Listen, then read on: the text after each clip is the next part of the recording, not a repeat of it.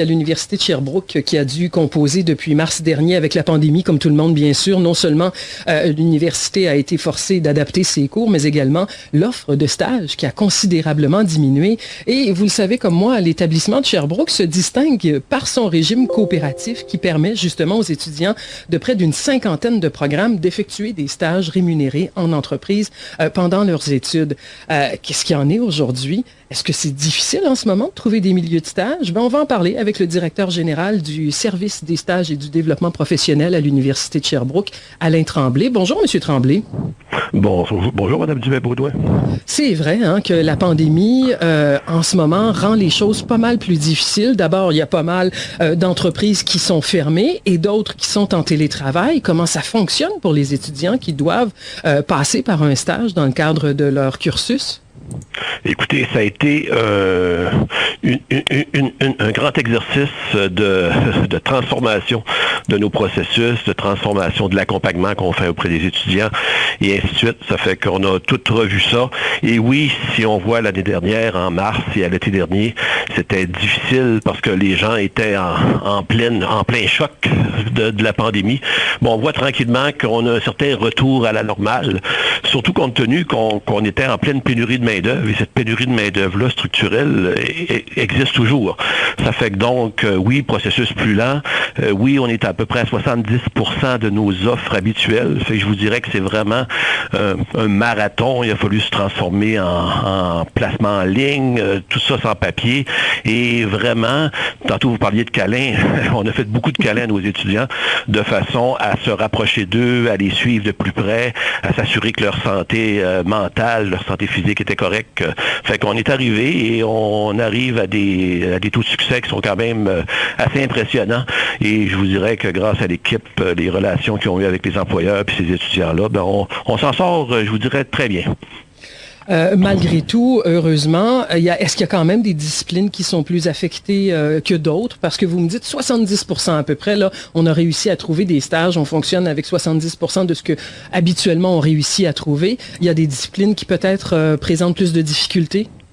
Oui, c'est certain que tout ce qui s'appelle l'événementiel, tout ce qui touchait le domaine des communications, parce qu'il y avait beaucoup de liens avec l'événementiel, les boîtes de communication et ainsi de suite ont dû se réinventer et ça fait en sorte que le placement était plus lent. Tous les domaines de la kinésiologie, on parlait des gyms, on sait l'importance de tout ça en temps de pandémie, mais par contre, on a dû fermer les salles d'entraînement et ainsi de suite. Ça a eu un effet. Je vous dirais que tout ce milieu-là a fait en sorte que notre travail a été beaucoup plus important. Peut-être une précision, 70%, c'est les offres de stage qu'on reçoit, mais on est capable de placer encore 99% de nos étudiants. Ouais. Fait que ça, c'est quand même bien, oui. Oui, c'est quand même impressionnant. Est-ce qu'il y a quand même des scénarios qui sont mis en place pour pouvoir venir en aide aux étudiants qui n'auront pas justement accès à des stages pour que quand même ils puissent réussir à mettre en pratique les connaissances qu'ils ont acquis en théorie et en classe? Oui, écoutez, on a eu une très grande collaboration des facultés. On a eu une très grande collaboration de différents groupes qui a permis aux étudiants, si on parlait qu'un stage devait être de 400 heures, des fois l'intervention, l'apprentissage en milieu de travail est plus court.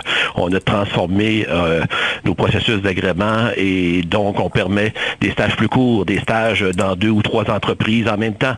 Il faut voir aussi que le gouvernement fédéral a mis en place un programme de subvention salariale qui peut payer jusqu'à 75% du salaire des étudiants. Et ça fait une grosse différence pour les entreprises.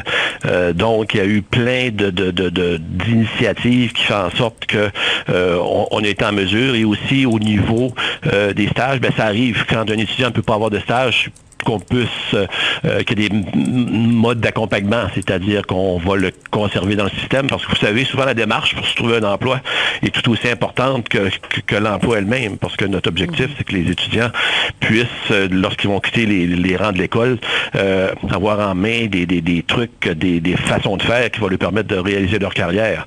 Ça fait que donc, oui, il y a toute une série de choses qui a été faites, mais je vous dirais que la collaboration en ces temps de pandémie a fait en sorte que on a vu des belles choses se faire, même au niveau des différentes universités au Québec. On a travaillé ensemble, on a ajusté nos dates d'affichage, on s'est partagé des offres de stage dans certains domaines où c'était plus difficile. Fait qu'il y a une belle collaboration dans ces temps de pandémie, ouais. Le télétravail est devenu la norme dans pas mal d'entreprises depuis le début de la pandémie. J'imagine que c'est pas différent pour les stages. Plusieurs se déroulent en télétravail. Écoutez, les dernières statistiques qu'on a eues, il y a au moins 50% des stages qui sont en télétravail. Il y a à peu près, je vous dirais, 25% qui est en mode hybride, moitié télétravail, moitié présentiel.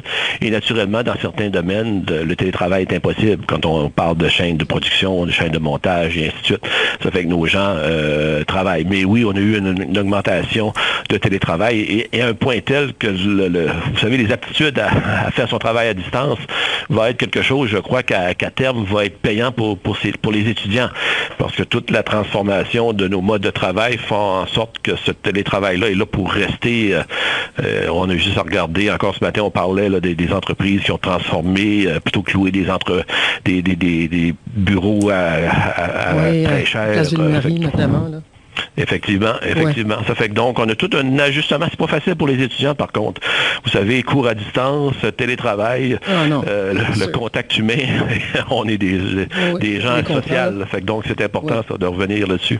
Je terminerai avec ça, M. Tremblay. Est-ce que vous avez l'impression que des stages plus courts, plusieurs en télétravail, la valeur des stages sera la même qu'elle l'était auparavant?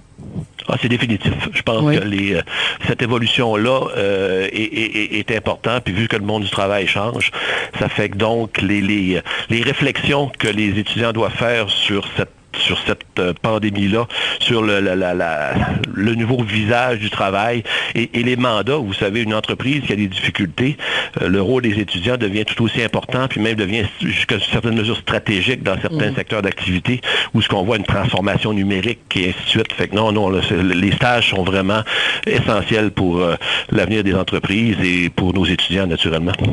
Alain Tremblay, directeur du service des stages et du développement professionnel à l'Université de Sherbrooke. Merci d'avoir été là ce matin.